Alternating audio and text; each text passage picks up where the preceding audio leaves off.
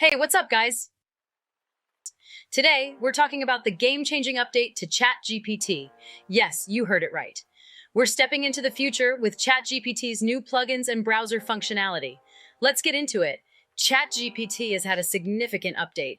Plugins and browser functionality are now available to everyone with ChatGPT Plus.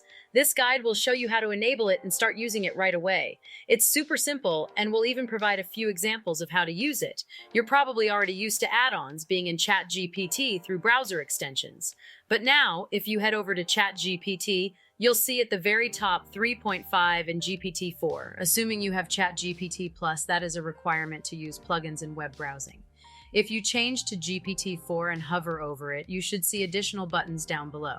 If you don't see them, you can click the three dots on the bottom left by your username, click Settings, and then enter Beta Features. You'll find web browsing and plugins. Enable both of these and they'll appear in the drop-down at the very top. For example, you can ask, "What is the weather in Buenos Aires right now?" And it should reach out to the internet and tell you what the weather is. However, it's worth noting that this feature is currently quite slow, but it's expected to improve in the future as it's still in beta. When you enable plugins, you'll see that you can only have one of these selected at a time. But now that you have plugins, click the drop-down for No Plugins Enabled and head to the plugin store. There are many plugins that you can choose from, such as the most popular Wolfram.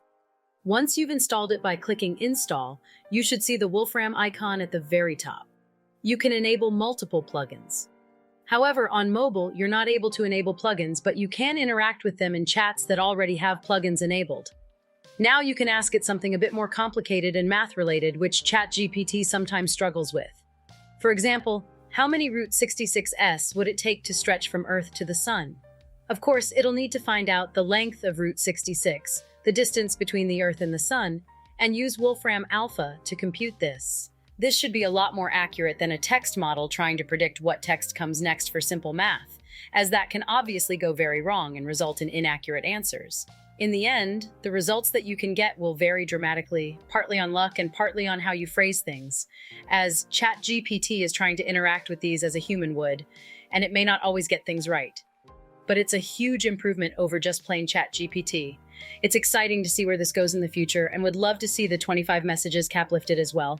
Now that you can chat with plugins, for example, you'll very easily hit this limit. That's really about it for this quick update guide. ChatGPT is evolving, and with the addition of plugins, it's becoming more versatile and powerful.